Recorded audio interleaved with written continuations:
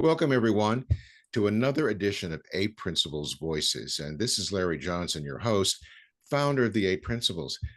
I'm really looking forward to today's episode. You're going to see and hear from a very innovative mind, something you might not expect with a legal background. I'm queuing him up here. John Wood, who's chairman of the board of Econautics. And I'm right here looking at his book. I'll give that a big push there. But I was acquainted with John, and his story is fascinating, how he got to be where he is, but also what he's in the process of doing right now. So without any further ado, welcome, John. Thank you so much, Larry. I'm happy to be here. So, before we get into what your current shtick is, which is, kind of exciting enough, a little bit off the wall, but that's what makes it fun. Tell us a little bit about, sort of how, what your background is and sort of the influences that brought you to where you are now. So my undergraduate degree from Texas Christian University in Fort Worth, Texas, I studied English and philosophy. I was a research assistant in the English department and the head teaching assistant in the philosophy department. So I was, the platonic form of a liberal arts student. I was very into my studies then. I loved it.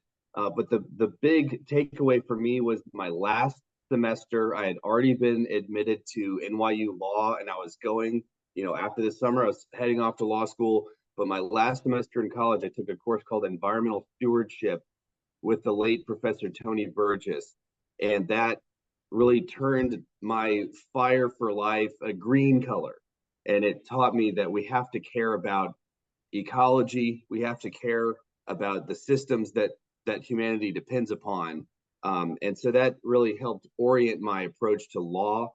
And I studied constitutional law, just how we value things and how we resolve conflicts at the highest level of government, but also, and importantly, environmental law and regulatory policy, how we manage risk as a society. And that's influenced my career. Okay. And so did you practice law for a while? Yeah, so I still am an attorney. I'm partner at a law firm, and we help property owners recover after casualty events. So catastrophic loss to property, we help them get insurance benefits to rebuild. And so that's still important to me as being a card-carrying member of the Texas Bar and the New York State Bar. I do a lot of continuing legal education for my colleagues in the law. And provide a lot of general counsel for executives and inventors and people that need legal counsel to really take the next step with their ideas. But that is a vehicle for me to be a philanthropist that funds the creative pursuits of my life, which is what gives meaning to what I do. And that's really what I'm passionate about. Okay. Well, that alone, I want to make very clear to our viewers. A self-funded philanthropist that has a vision and acts on it. And you don't see too many people like that. I want to press that home. Now I'm looking at your book here, Foundations of Sustainable Business. When did that happen? What's the story behind the book? So after law school, I was working for the Institute for Policy Integrity, founded by the Dean of NYU Law as a think tank, and we were commenting on federal regulations and trying to make them smarter and more efficient. Then I went to work for the Natural Resources Defense Council, the world's best defense. That organization is arguably, you could say that's why we have unleaded gasoline as their litigation and helping increase the environmental protections and get rid of toxic pollutants out of daily use products. And I ended up getting recruited by one of the founders and board members of NRDC, Larry Rockefeller, to help with an environmental conservation project in upstate New York. So I ended up moving up to Woodstock for a summer and helping advocate to the governor of the state to protect the forever wild of the Catskill Park, which is what inspired the Hudson River School painters. We were protecting that from industrialization. And while I was up there, I had this epiphany that if you really wanted to make a dent in these big problems, these civilization level problems, it wasn't enough to pass a law to fix it, because we have Clean Air Act without clean air. We have a Clean Water Act without clean water. So what we needed to really solve these problems and get to root cause is private sector innovation. We needed to harness the power of markets, the power of the profit motive to drive virtuous outcomes. And that led to a textbook with distinguished Professor Nada Sanders. She literally wrote the book on operations management. So we teamed up and we wrote this textbook because that to me was the critical path. Is you have to teach these concepts of stewardship and social responsibility to future business leaders. So we needed to deliver that education in a vehicle that could actually get traction in the minds of future business leaders. And that led to this book. And I'm grateful for John Wiley and Son, they're the oldest publisher in America, and they picked up the first edition. I think we started working on that around 2013. That's about the same year that I founded Econautics, the 501c3, to continue to preach that message. And that textbook is now in its third edition. We submitted the manuscript for the revised and expanded third edition this year. And it's incredible how over the 10-year period between the first edition and the third edition, how much more mainstream some of these ideas have become. There's now a Dow Jones Sustainability Index, and it's become popular. The book's been translated into Greek. They considered it part of their economic recovery plan to go green, and it's being taught in business schools throughout Europe, Canada, and the United States. Now, I'll confess I haven't read the book. However, the scope when you say sustainable business really goes beyond the environment, correct? Mm-hmm. Correct, and it's sort of shorthand to say green business, but it's really about social responsibility, economic sustainability, and environmental stewardship. And a lot of times those things intersect, like the food, energy, water nexus. And, when you have low income, you also have bad nutrition, you have an increased exposure to environmental insults. So these things are usually interconnected, but the book is full of examples of how a for-profit company can drive value creation with social responsibility or with environmental innovation or with creating economic opportunities. So we really cover a broad spectrum of pro-social business strategies. You're probably aware of this, I'm coming at this from the philanthropic end. In communities where there's a strong philanthropic strong philanthropic emphasis, that there's money being contributed, time, whatever, that actually contributes to two things: a more stable community, but also community more favorable to business. Mm-hmm. Business has an opportunity to thrive where there's this philanthropic component coming into the community. And so that's sort of a cousin to what you're suggesting, is that these things are all paired together. And if I can wax a little bit historical here, just for 30 seconds, some of you, my listeners, our leaders, may be familiar with the French nobleman Alexis de Tocqueville, who came to this country in the first 20 years of the 19th century. He wanted to come to America because at that time it was very, very unique what we were doing here. Like, what are those Americans doing over there? They're not asking a nobleman or a king before they do something. They just set out and do it. What's that about? And so he came, and he was stunned by the initiative of small communities building these things on their own. And they weren't waiting for an overarching authority to give them direction. And of course, that created an incredibly entrepreneurial and innovative society. And, what you're telling me, if I'm reading it correctly, is that you want to use that same innovative, market-driven spirit to create this sense of wholeness in the community. I like sustainable is a very good word. I think I'm looking for the word wholeness. It's a wholeness because everyone benefits from that. It's what you're suggesting. Did I get Correct. this right? Everyone does benefit from it. The people that work at the company, the shareholders of the company, the consumers of the products, the people that are affected by the operations of the company that live in the community or next to the factory. Generally speaking, the suppliers that are in international context. Most of the adverse impacts, by the way, from corporate America are actually realized upstream in other countries that are part of the supply chains. So when we say we're going to go green, that means in general, like, yes, you can turn your corporate campus to put solar panels on the roof, but that's a fraction of your impacts. The real impacts are upstream with your suppliers. And so that's really what we're calling on business leaders to do, is to set higher standards. And when you are a Walmart or a company that's pulling massive amounts of product through global supply chains, you can set those standards and have suppliers competing on social responsibility and environmental metrics and inclusion.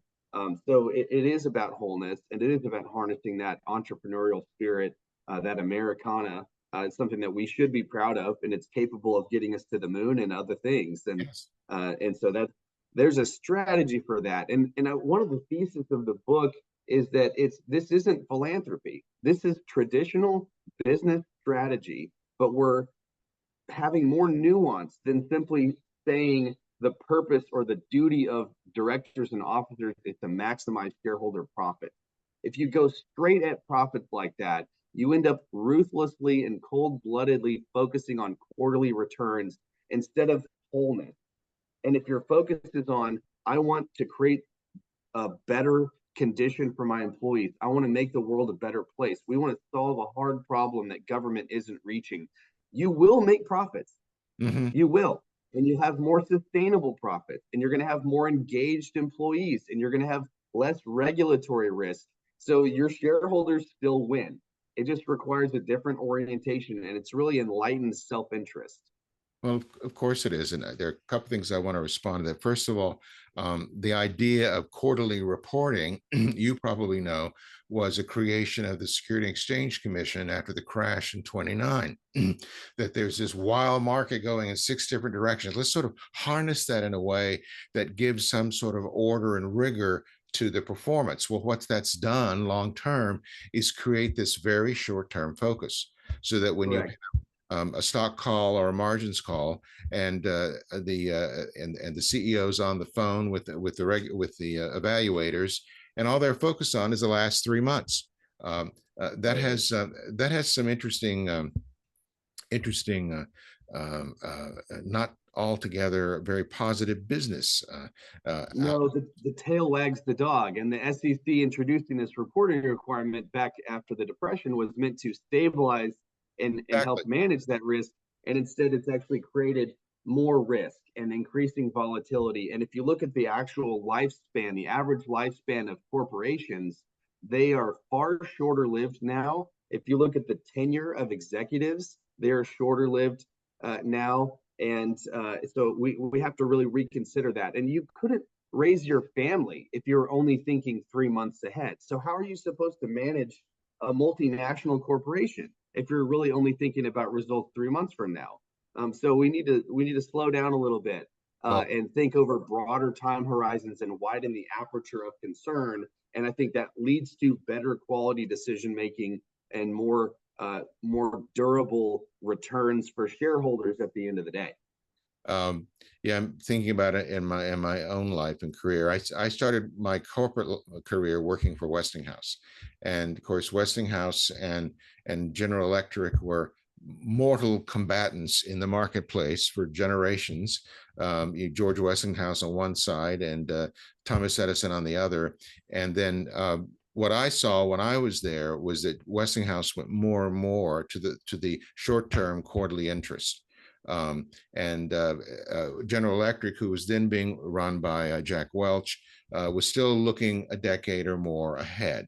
And of course, it wasn't that long after I left Westinghouse that the CEO of Westinghouse was calling the bankers. And so whenever the CEO of a Fortune 10 company or Fortune 100 company is calling the bankers, things are not good, John. And they are not good. Yeah. And then, well, what happens to some of our most popular companies and restaurants and franchises when they go public and they IPO, the quality drops off because all of a sudden they're thinking about quarterly returns. And so if you run a pizza company and you went public, and now if you don't increase profits, you're going to get fired. And so you're thinking, how do we increase the profits?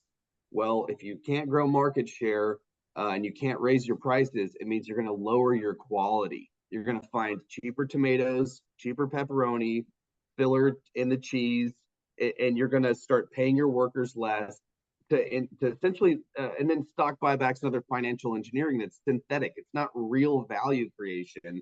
And what happens is that the quality that led to the growth of that brand drops off. Mhm. And what led to people loving this brand is no longer there. And they're just catapulting into market share, but they're really not focusing on the underlying quality that got them there in the first place. I see that also going back to my Westinghouse example. Westinghouse was known for very high quality products, and yet they were managing it on this very short term basis. So as they hemorrhaged operating units, when they sold lighting, when they sold elevator, when they sold switchgear, these big units to either Philips or General Electric, within a very short time, John, under 2 years, these units were profitable again because they had Okay. different management. It really wasn't the product that per se, it was the way it was being managed, and it was being driven. So I see what you're saying. And then Well, regarding, Unilever has been very successful as a company, and they, under the leadership of Paul Pluyman, they were famously pursuing this before it was vogue. And he said, I don't care about the performance of any individual SKU. I care about a society that functions. And they were selling a water purifier in Africa, and the margins were low. And he goes, yeah, but if they can't filter the water, how are they going to buy our soap? How are they going to buy our packaged dried soup if they don't have water to drink with? So we need to go and solve that underlying problem in order for us to have a society and a market that's functioning there so that we can profit. And it's a much more humane approach to the role of business. And I think their company's been very successful because of that. okay. One final comment regarding the tenure of CEOs. I mentioned before we started this that I read the Wall Street Journal, and there isn't a day that goes by that some high level executive isn't getting the sack these days for whatever it is. And now now Boeing's gone through two or three in about 2 years. And, I wonder, John, what's going through the mind of either a man or a woman that's going to take a job that's been a revolving door for about 3 years? What's going through their mind? I mean, It's an interesting thing. A similar logic around term limits for elected government officials. You think, well, we need more accountability, so we need term limits. But what happens is that government spending goes up because they're not going to be around to suffer the consequences of a budget deficit. So they spend everything they can. And so there's actually a perverse incentive if you think that you're not going to be there very long, to smash and grab, get what you can, take care of your own, because you're just going to get fired soon anyways. They're going to blame you for whatever. So there's something to be said for loyalty and continuity of leadership. There's something to be said for grace and learning from mistakes. And if you fire the person that made a mistake, well, how is your organization going to internalize any of those lessons? So there are some perverse incentives from that. And I'm not saying I know how to solve it, but we have to realize that there are unintended consequences of just clearing house when a mistake is made. And another thing too is, there's a lot of wisdom and experience. There's pattern recognition. There's knowing how things really work.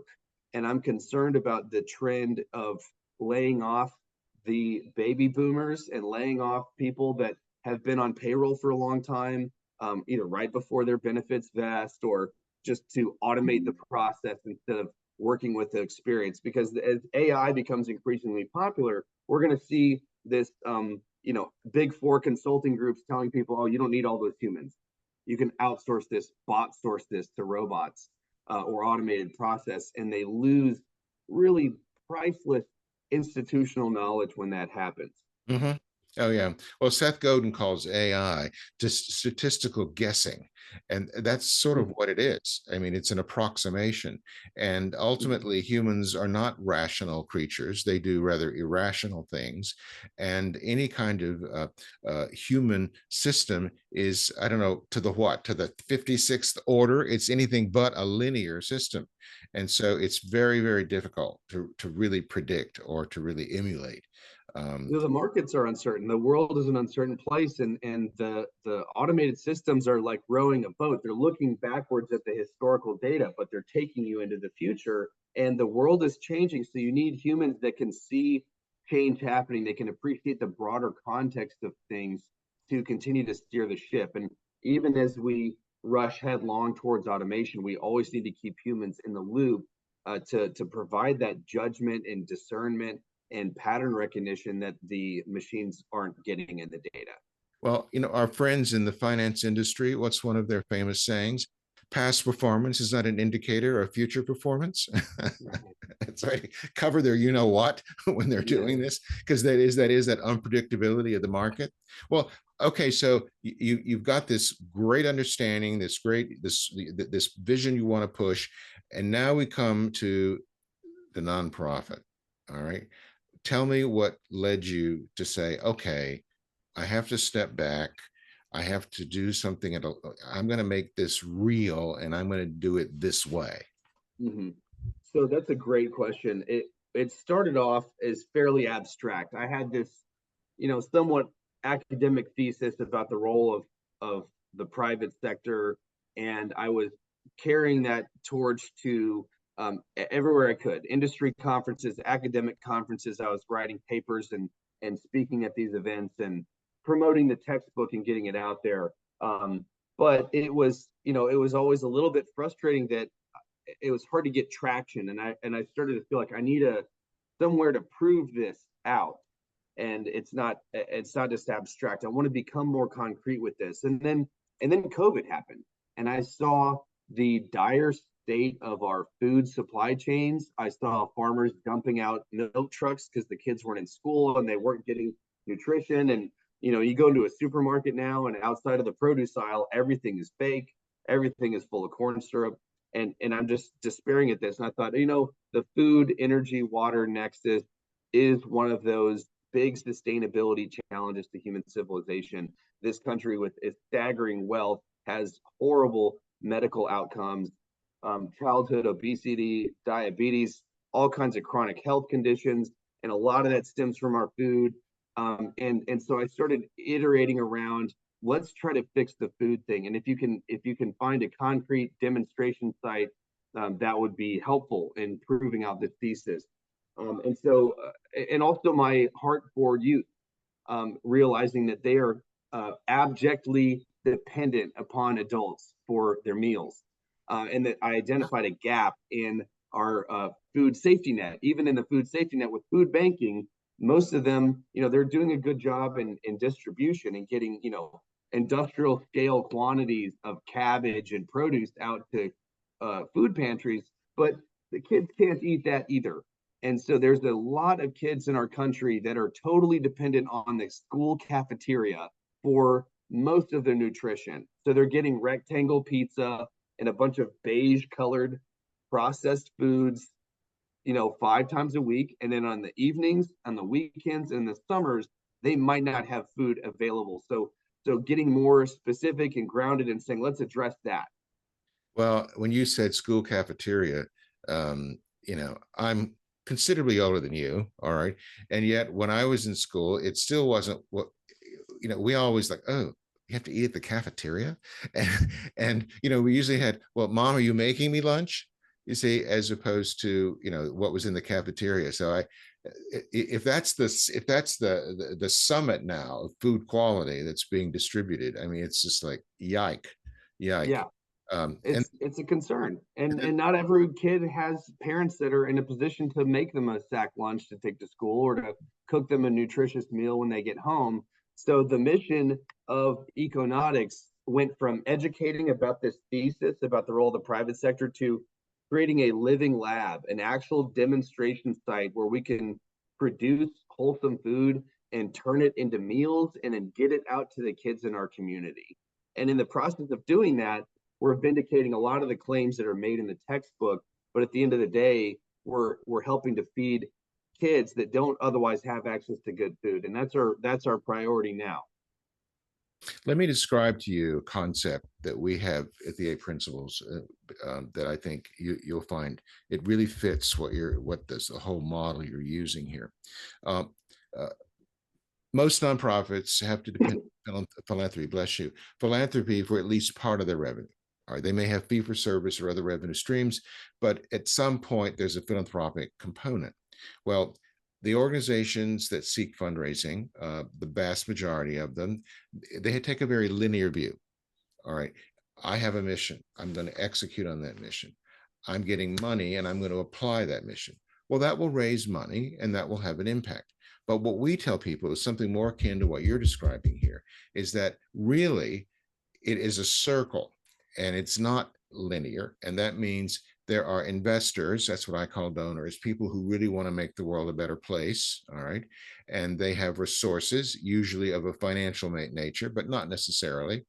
And so if the nonprofit has the mission, they have the machinery to make things happen, then it's really a marriage of those two units, the investors and the nonprofit, so that together they're creating an outcome that neither can do alone. That's the key. They're both critical. And then the outcome of that is the benefit at large to the community. So then we see it more as an isosceles triangle. You have philanthropy at the bottom, inputting to your nonprofit, and then the outcome is the community. And we call that the triple win, because in that case, everyone wins. The community wins, the philanthropists have their visions realized, the nonprofit prospers, it all happens. Now, and if that was, and I'm not just blowing smoke here, there's actually been research done that demonstrates that when an organization takes this paradigm and applies it completely organizationally, and that's not all that easy to do sometimes, the outcomes are incredibly higher in terms of pure dollars and cents. That's when you get to that certain point, John, that the revenue just explodes. And this research, you know, remember the name of Russell James? You should get to know him. He's in Texas. He's at Texas Tech, probably the key researcher in philanthropy in the country, in my view. He did the research.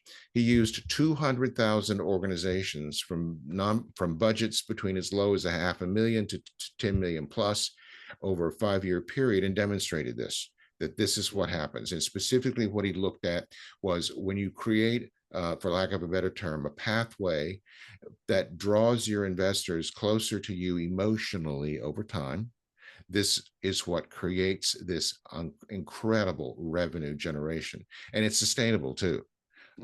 So, and we can get farther into that, but it's on the same kind of thing. We wonder, you know, we're kind of scratching our heads here sometimes that model isn't being adopted faster than it is. Right. And it's not being adopted by leaders that are being told you have to maximize profits, and they use that as a reason not to go green or not to be socially conscious, when that is the alpha path to creating that wealth.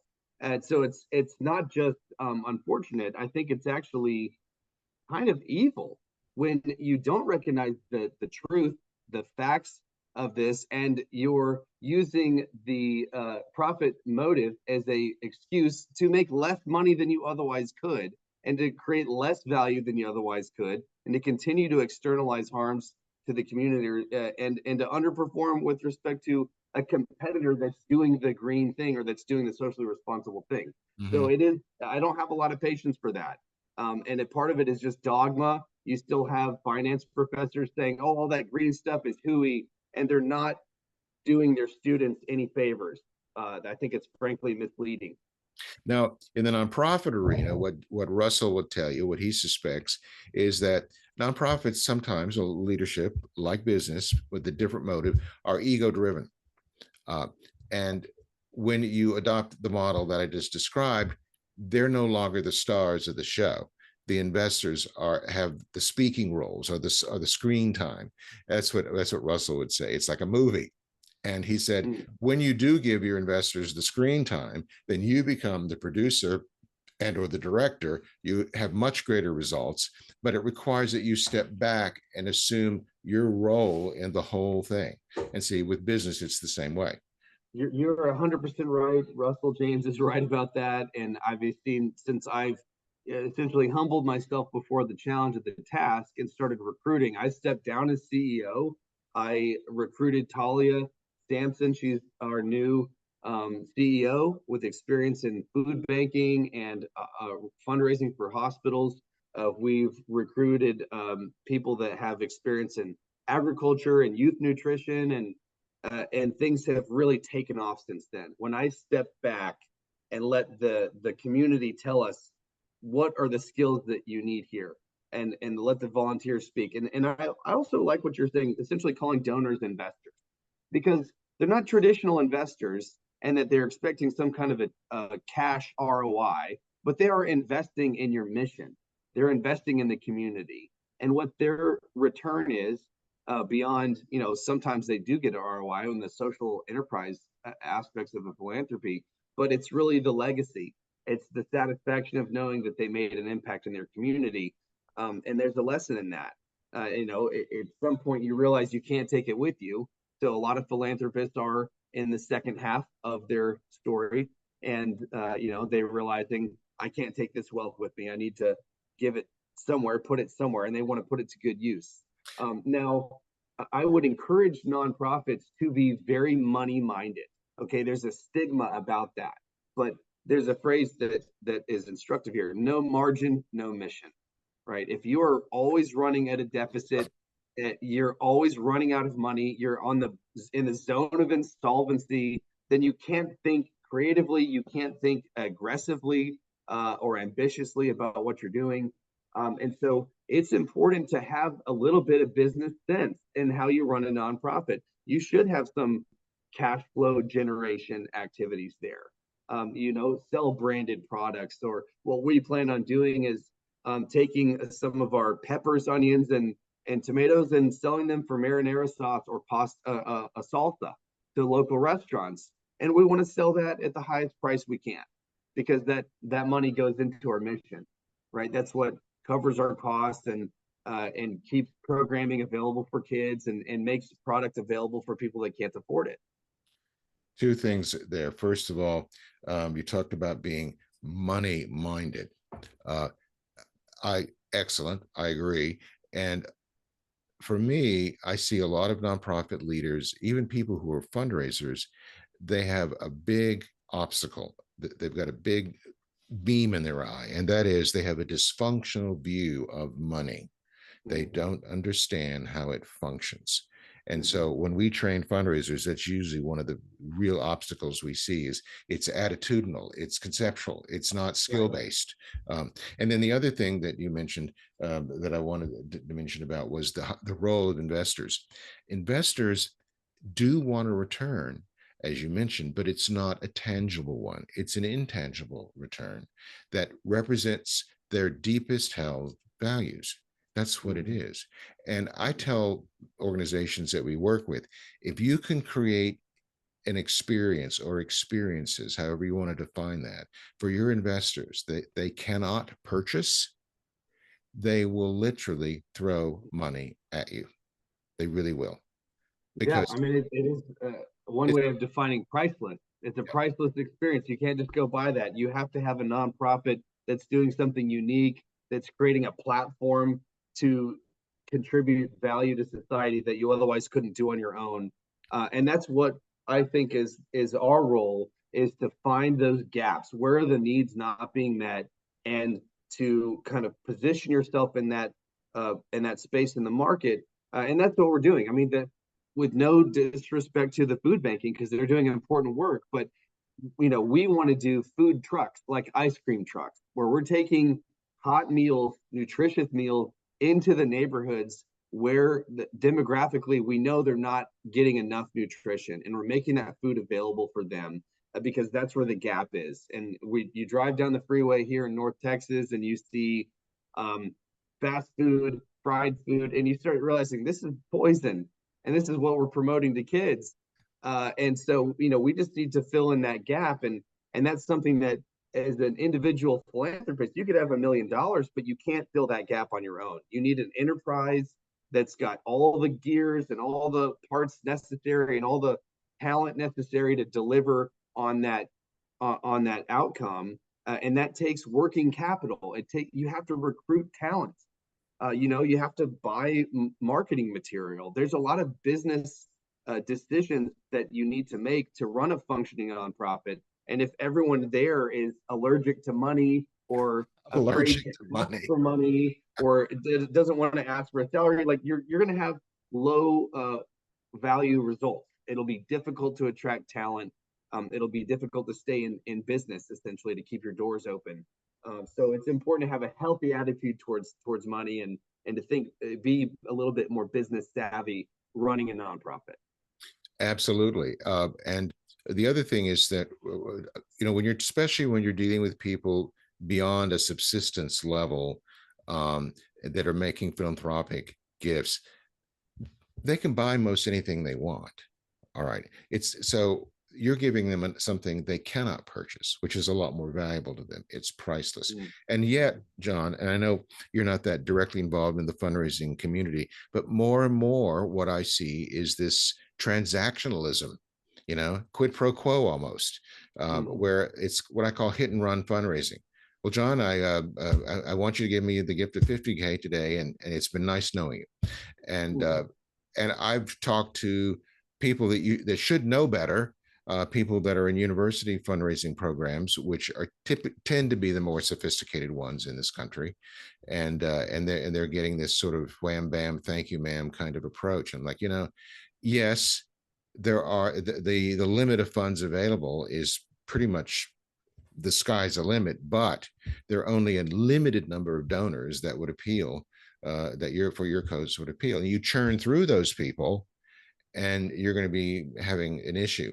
Now, well, that's one of the things that Econautics is keen on doing, is creating an experience for the donors where they can come. We want to establish site control over a big green space where we can do demonstration site living labs using urban agriculture to address food insecurity for the communities that need it. But you've got a place, you got somewhere you can come and have this aesthetic experience. You can go and till the soil with your own hands. You can take a tour. You can have field trips there.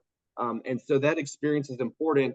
And you've got the legacy. It's not just a one-off transaction. It's an ongoing relationship where they can come and bring their kids, their grandkids. You can have a plaque on the ground that's a permanent monument to the contribution. And that's important because it is not a transaction. It's a relationship. And it's really kind of finding common purpose with leaders in the community, people that have been successful in their life and their careers that want to give back, and creating a vehicle for them to do that in a way that is satisfying, because it is impressive and it's durable, like the businesses that they built. And to do that in the philanthropy space, I think it's fairly new, but we find it's necessary to do if we want to attract the kind of capital that we need to make an impact here. There's we may not be able to get into this very far today, so I plant this in your brain for a future edition, and that is, one of the obstacles to a lot of good ideas is the acceptance by the communities at which it's directed. All right. And you were mentioning, making food available, blah, blah, blah, blah. You can just answer yes or no, because I want to get into this. Is that, have you given any thought to how you prepare a community that's not ready or a usual for this kind of food, to introduce it in a way that they're going to be responsive to it? I mean, have you thought of that?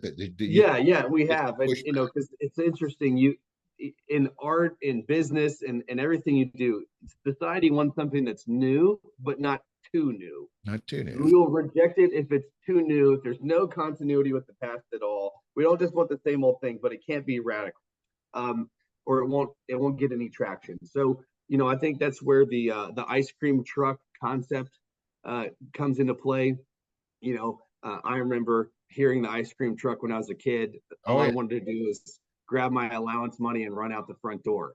Oh yeah, you heard the bell. Like, okay, it's coming, it's coming. Yeah.